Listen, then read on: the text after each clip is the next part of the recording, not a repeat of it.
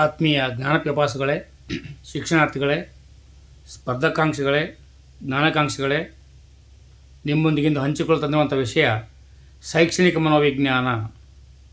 ನೀವು ಅಂದ್ಕೋಬೋದು, ಮಾಸ್ಟರ್ದಕ್ಕಿದ್ದಂಗೆ ಯಾಕೆ ಈ ಕಡೆ ತಿರುಗಿದ್ರು ಅಂತೇಳಿ. ಬರೋ ತಿಂಗಳು ಪ್ರಾಥಮಿಕ ಪ್ರೌಢಶಾಲಾ ಶಿಕ್ಷಕರುಗಳಿಗೆ ನೇಮಕಾತಿಗೆ ಆಯ್ಕೆ ಮಾಡಲಿಕ್ಕೆ ಅಧಿವೇಶನ ಅನುಮೋದನೆ ನೀಡಲಿದ್ದಾರೆ.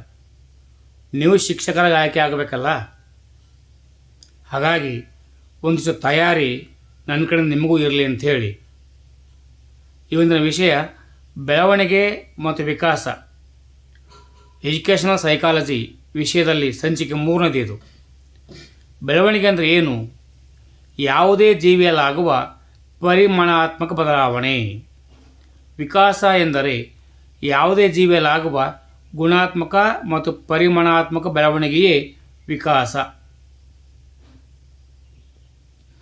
ವಿಕಾಸವು ಶಿರೋಪಾದಾಭಿಮುಖ ಸೆಫೆಲೋಕಾರ್ಡಲ್ ತತ್ವವನ್ನು ಹೊಂದಿದೆ. ಎರಡು ಪ್ರಕ್ರಿಯೆ ತಲೆಯಿಂದ ಆರಂಭವಾಗಿ ಕಾಲಿನ ಬೆರಳುಗಳ ಕಡೆಗೆ ಅನುಕ್ರಮವಾಗಿ ಸಾಗುತ್ತದೆ. ಭೌತಿಕವಾಗಿ ಮಗುವು ಮೊದಲು ತನ್ನ ಶಿರ ಅಥವಾ ತಲೆಯ ನಿಯಂತ್ರಣ ಹೊಂದುತ್ತದೆ. ಕೇಂದ್ರ ಪರಿಧಿ ತತ್ವವನ್ನು ಹೊಂದಿದೆ, ಅಂದರೆ ಮೆದುಳು ಬಳ್ಳಿಯ ಸುತ್ತಲಿನಿಂದ ಆರಂಭವಾಗಿ ದೇಹದ ಹೊರಭಾಗದ ಕಡೆಗೆ ಸಾಗುತ್ತದೆ. ವಿಕಾಸವು ದ್ವಿಪಾರ್ಶ್ವದಿಂದ ಏಕಪಾರ್ಶ್ವದೆಡೆಗೆ ಸಾಗುತ್ತದೆ, ಅಂದರೆ ಆರಂಭದಲ್ಲಿ ಮಗುವು ತನ್ನ ಚಲನೆಯಲ್ಲಿ ದೇಹದ ಎರಡೂ ಭಾಗಗಳನ್ನು ಏಕರೂಪದಲ್ಲಿ ಬಳಸುತ್ತದೆ. ಅನಂತರ ನಿರ್ದಿಷ್ಟ ಕಾರ್ಯಕ್ಕೆ ನಿರ್ದಿಷ್ಟ ಅಂಗಗಳನ್ನು ಬಳಸಿಕೊಳ್ಳುತ್ತದೆ. ವಿಕಾಸವು ಅನುವಂಶೀಯತೆ ಮತ್ತು ಪರಿಸರಗಳ ಅನ್ಯೋನ್ಯ ಕ್ರಿಯೆಯ ಫಲಿತಾಂಶವಾಗಿದೆ. ವಿಕಾಸಾತ್ಮಕ ಕಾರ್ಯಗಳು ಎಂಬ ಪರಿಕಲ್ಪನೆಯನ್ನು ನೀಡಿದವರು ಅಮೆರಿಕದ ರಾಬರ್ಟ್ ಹ್ಯಾವಿಹರ್ಸ್ಟ್. ವಿಕಾಸವಾದದ ಪಿತಾಮಹ ಚಾರ್ಲ್ಸ್ ಡಾರ್ವಿನ್ ಅವರ ಕೃತಿ ಒರಿಜಿನ್ ಆಫ್ ಸ್ಪೀಸಿಸ್. ಪಿಟ್ಯೂಟರಿ ಗ್ರಂಥಿಯನ್ನು ಬೆಳವಣಿಗೆಯ ಗ್ರಂಥಿ ಎನ್ನುತ್ತಾರೆ. ಇದರ ಹಾರ್ಮೋನ್ ಸ್ರವಿಕೆ ಹೆಚ್ಚಾದರೆ ದೈತ್ಯಾಕಾರ ದೇಹ ಹೊಂದುತ್ತಾರೆ, ಕಡಿಮೆ ಆದರೆ ಕುಬ್ಜರಾಗುತ್ತಾರೆ. ಪಿಟ್ಯೂಟರಿ ಗ್ರಂಥಿಯನ್ನು ಸರ್ವಗ್ರಂಥಿಗಳ ನಿಯಂತ್ರಕ, ಗ್ರಂಥಿಗಳ ರಾಜ ಎಂದು ಸಹ ಕರೆಯುತ್ತಾರೆ. ಥೈರಾಯ್ಡ್ ಗ್ರಂಥಿಯು ಥೈರಾಕ್ಸಿನ್ ಹಾರ್ಮೋನನ್ನು ಸ್ರವಿಸುತ್ತದೆ.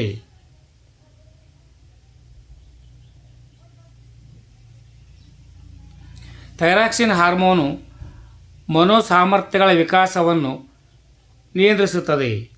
ಥೈರಾಕ್ಸಿನ್ ಸ್ರವಿಕೆಯಲ್ಲಿನ ವ್ಯತ್ಯಾಸ ಮಗುವಿನ ಬುದ್ಧಿಮಾಂದ್ಯತೆಗೆ ಕಾರಣವಾಗುತ್ತದೆ. ಅಡ್ರಿನಲ್ ಗ್ರಂಥಿಯು ಸ್ರವಿಸುವ ಅಡ್ರಿನಾಲಿನ್ ಮತ್ತು ನಾರ್ ಅಡ್ರಿನಾಲಿನ್ ಹಾರ್ಮೋನುಗಳ ವ್ಯಕ್ತಿಯ ಭಾವನಾತ್ಮಕ ವಿಕಾಸವನ್ನು ಪ್ರಭಾವಿಸುತ್ತದೆ. ಪಕ್ವತೆ ಅಥವಾ ಪರಿಪಕ್ವತೆ ಎಂಬ ಶಬ್ದಗಳನ್ನು ದೈಹಿಕ ಮತ್ತು ಮಾನಸಿಕ ಎರಡೂ ಆಯಾಮಗಳಿಗೆ ಸಂಬಂಧಿಸಿದಂತೆ ಬಳಸಲಾಗುತ್ತದೆ. ಅನುವಂಶೀಯವಾಗಿ ಪಡೆದ ಜೈವಿಕ ಅಂಶಗಳು ಕಾಲದೊಂದಿಗೆ ಮಗುವಿನ ಮಾಗುವಿಕೆಗೆ ಒಳಪಟ್ಟು ವ್ಯಕ್ತಿಯ ವರ್ತನ ಪರಿವರ್ತನೆಗೆ ಕಾರಣವಾಗುವ ಪ್ರಕ್ರಿಯೆ ಪಕ್ವತೆ ಅಥವಾ ಪರಿಪಕ್ವತೆ. ಕಲಿಕೆ ಮತ್ತು ಪಕ್ವತೆಯ ಒಟ್ಟು ಫಲವೇ ವಿಕಾಸ. ಜೀವಿಗಳು ತಮ್ಮದೇ ಆದ ಹಲವು ಗುಣಲಕ್ಷಣಗಳನ್ನು ತಮ್ಮ ಮುಂದಿನ ತಲೆಮಾರಿಗೆ ಜೈವಿಕ ಅಂಶಗಳ ರೂಪದಲ್ಲಿ ವರ್ಗಾಯಿಸುವ ನೈಸರ್ಗಿಕ ಪ್ರಕ್ರಿಯೆ ಅನುವಂಶೀಯತೆ. ಮಾನವನಲ್ಲಿ 23 ಜೊತೆ ಅಂದರೆ ಒಟ್ಟು 46 ವರ್ಣತಂತುಗಳಿವೆ. ವರ್ಣತಂತುಗಳ ಮೇಲಿರುವ ಜೀವಿಯ ಮನೋದೈಹಿಕ ಲಕ್ಷಣಗಳಿಗೆ ಕಾರಣವಾಗುವ ವಿಶಿಷ್ಟ ರಾಸಾಯನಿಕ ವಸ್ತುಗಳನ್ನೇ ಜೀನ್ಸ್ ಅಥವಾ ಗುಣಾಣು ಎನ್ನುವರು. ಜೀವಿ ಅನುವಂಶೀಯತೆಗೆ ಕಾರಣವಾಗುವ ನೈಜ ಅಂಶಗಳೇ ಈ ಜೀನ್ಸ್ಗಳು ಅಥವಾ ಗುಣಾಣುಗಳು. 1953ರಲ್ಲಿ ಅಮೆರಿಕದ ಜೇಮ್ಸ್ ವ್ಯಾಟ್ಸನ್ ಮತ್ತು ಇಂಗ್ಲೆಂಡಿನ ಫ್ರಾನ್ಸಿಸ್ ಕ್ರಿಕ್ ಎಂಬ ಜೈವಿಕ ತಜ್ಞರು ವಂಶವಾಹಕ ಅಣುಗಳಿಂದ DNA ರಾಸಾಯನಿಕ ರಚನೆಯನ್ನು ಗುರುತಿಸಿ ತಳಿವಿಜ್ಞಾನದಲ್ಲಿ ಕ್ರಾಂತಿಕಾರಕ ಬದಲಾವಣೆ ತಂದರು. ಸ್ತ್ರೀಯ ಅಂಡಾಣುಗಳಲ್ಲಿ X ಮತ್ತು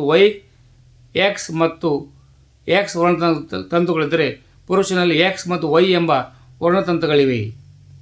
ಹೀಗಾಗಿ ಮಗುವಿನ ಅಂಗ ನಿರ್ಧಾರವು ತಂದೆಯ ವರ್ಣತಂತುವನ್ನು ಆಧರಿಸಿದೆ.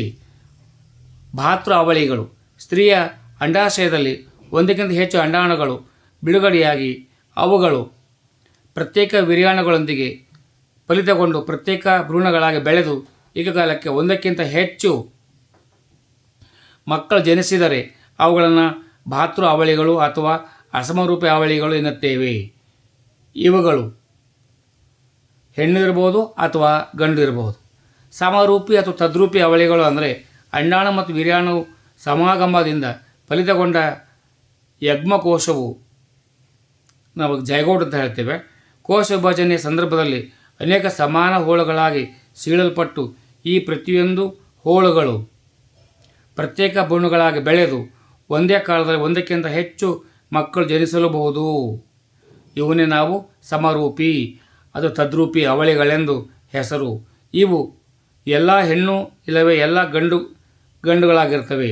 10ರಿಂದ 12 ವರ್ಷದ ಮಗುವಿನ ಬೆಳವಣಿಗೆಯ ಕಾಲವನ್ನು ಯುದ್ಧ ಪೂರ್ವ ಶಾಂತಿ ಕಾಲ ಎನ್ನುವರು. 19ರಿಂದ 20ನೇ ವಯಸ್ಸಿಗೆ ವ್ಯಕ್ತಿಯ ಲಂಬ ಬೆಳವಣಿಗೆ ನಿಂತು ಬಿಡುತ್ತದೆ. ಜೀನ್ ಪಿಯಾಜೆಯವರ ಪ್ರಕಾರ ಸ್ಕೀಮಾ ಎಂದರೆ ವ್ಯಕ್ತಿ ತನ್ನ ಪರಿಸರದಲ್ಲಾಗುವ ವಸ್ತುಗಳೊಂದಿಗೆ ವ್ಯವಹರಿಸುವ ವರ್ತನ ವಿನ್ಯಾಸಗಳನ್ನೇ ಸ್ಕೀಮಾ ಅಥವಾ ಜ್ಞಾನಾತ್ಮಕ ಸಂರಚನೆಗಳು ಎಂದಿದ್ದಾರೆ. ಈ ಜೀನ್ ಪಿಯಾಜೆಯವರ ಜ್ಞಾನಾತ್ಮಕ ವಿಕಾಸ ಸಿದ್ಧಾಂತದ ಹಂತಗಳನ್ನು ಮುಂದಿನ ವಿಡಿಯೋಗಳಲ್ಲಿ ನೋಡಬಹುದಾಗಿದೆ. ಸೇವ್ ಮಾಡಿಟ್ಕೊಳ್ಳಿ. 1 2 3 ಬಾರಿ ಅಭ್ಯಾಸ ಮಾಡಿಕೊಳ್ಳಿ. ಪರೀಕ್ಷೆಯನ್ನು ಚೆನ್ನಾಗಿ ಎದುರಿಸಿ ಯಶಸ್ಸನ್ನು ಹೊಂದಿ ಶಿಕ್ಷಕರಾಗಿ ಶಿಕ್ಷಣ ಕ್ಷೇತ್ರದಲ್ಲಿ ಸಾಧನೆ ಮಾಡಲು ನೀವು ಬನ್ನಿ. ಜೈ ಹಿಂದ್, ಜೈ ಕರ್ನಾಟಕ, ಜೈ ಭಾರತ್ ಮಾತೆ, ಜೈ ಭುವನೇಶ್ವರಿ. ಸರ್ವೇ ಜನೋ ಸುಖಿನೋ ಭವಂತು. ಸರ್ವರಿಗೂ ಶುಭವಾಗಲಿ.